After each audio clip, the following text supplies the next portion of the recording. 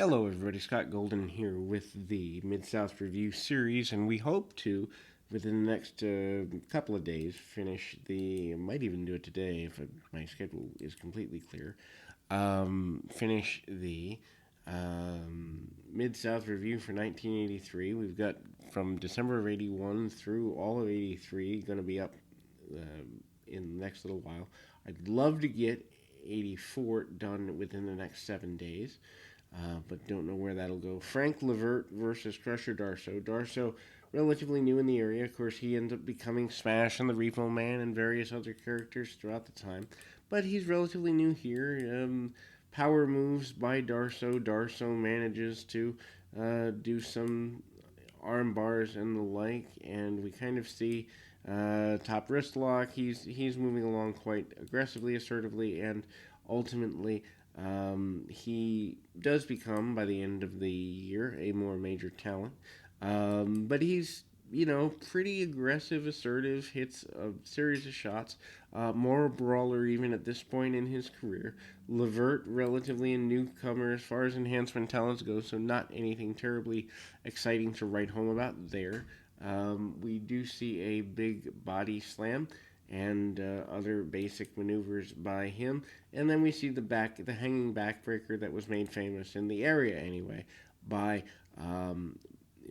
Iron Mike Sharp. We go to Doug Vines and Bob Stanton versus Jerry and Marty Oates. I'm not necessarily sure because I don't remember seeing them as major folks here. And then obviously the Oates brothers are a major tag team primarily in Georgia and other southern states. The Oates managed to kind of keep the arm bars and things going there. Several arm drags, and they remain in control. Brother tag team's a big deal. The Funks, the Briscoes, and the like. Vines comes in. He's kind of around and gets nailed with some arm drags too.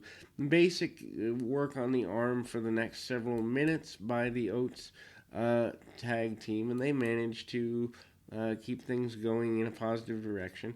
Tag back off to Stanton a little bit, and the Oates brothers continue their assault. Things are pretty impressive there. Really basic tag match, nothing to terribly write home about. Vines does get a backbreaker and tags off to his partner relatively regularly for the next little while. This feels like a match that's intended to kind of, get an advantage for the Oates tandem and some double backdrops, and they end up getting a victory there with a figure four. We ultimately go to Nikolai Volkov, who has been, as I get my phone, a relatively major force.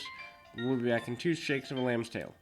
And certainly with all, Volkov matches and just moving him forward, I certainly do feel like he is a major force here, and the stories that play out over the next couple of months through the end of the year actually prove him to be, in fact, a major factor in story here. Punches, kicks, certainly the backbreaker he's known for, all stuff that he does very well here. Art Cruz, it has been a major force in the area, and we see Volkov hit the backbreaker. He kind of gets, I'd say by the end of the year, into and maybe out of, because I haven't watched into 84, his major storyline. It's there. It's a pretty big deal. King Kong Bundy and the Junkyard Dog here. Again, a major deal there in terms of that going forward. Knowing where that story goes, Bundy's still not in a major situation here.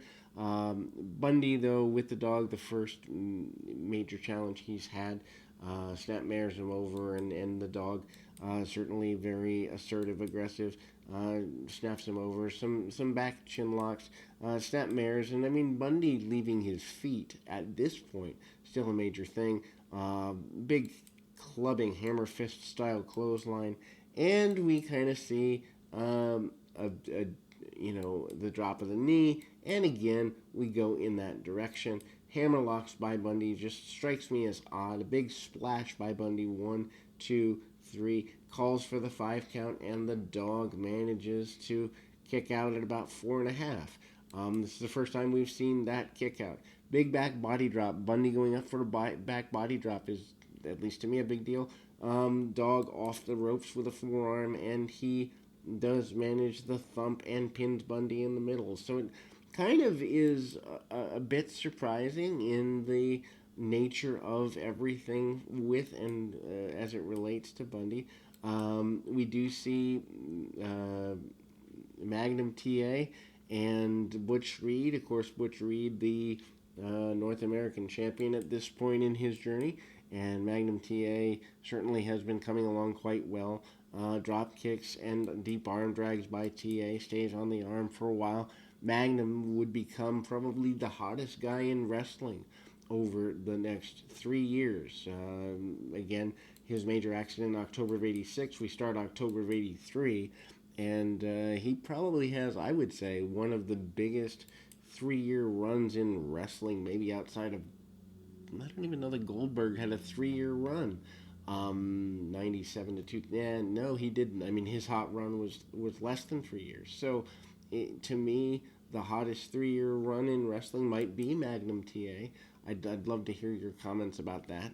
Anyway, takedown by Butch Reed. Reed with the Irish whips, and again, kick under the chin by Magnum. Magnum does hit a knee lift. Certainly not a knee lift the level of a Mr. Wrestling 2 or anything, but oddly, they do make an alliance over the next several weeks too, which is kind of cool as we close the year, but we're not there yet. We'll get there. In any event, Butch Reed sends Magnum into the buckle.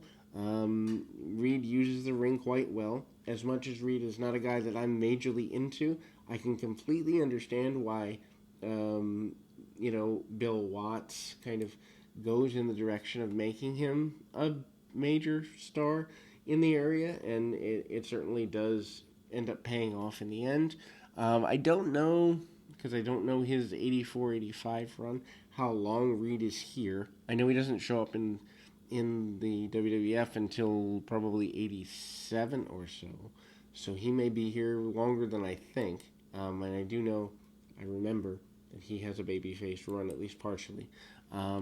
Reed manages to continue to be, pretty aggressive with Magnum TA for the next several minutes. TA fights from underneath, and Junkyard Dog comes in to check on Magnum at the end of things here, and we kind of see some cheating from and a disqualification on with Reed there. So I don't think this is not the direct episode where Magnum wins the championship. That comes later, and spoiler there for something that happened all these years ago. But anyway, Magnum gets laid out, and it's pretty aggressive, assertive there. But again,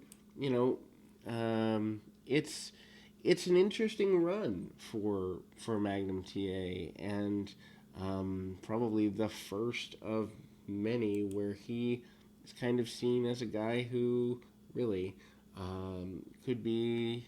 I don't know that the future of the business is a thing here, but certainly he's there in that regard.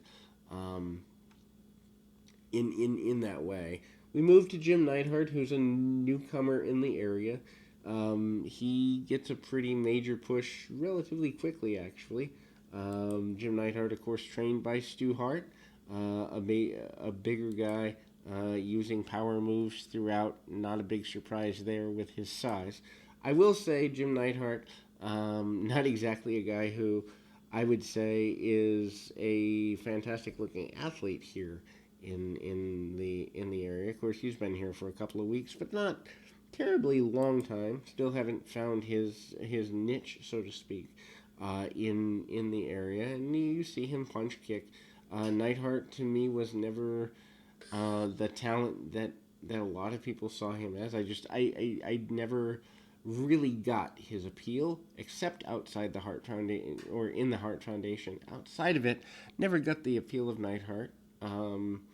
But anyway, I did enjoy his run with the Heart Foundation a great deal. One of my favorite tag teams growing up, and they'd already had their major run by the time I became a fan. But anyway, um, Neidhart does have Sam Hall as his opponent.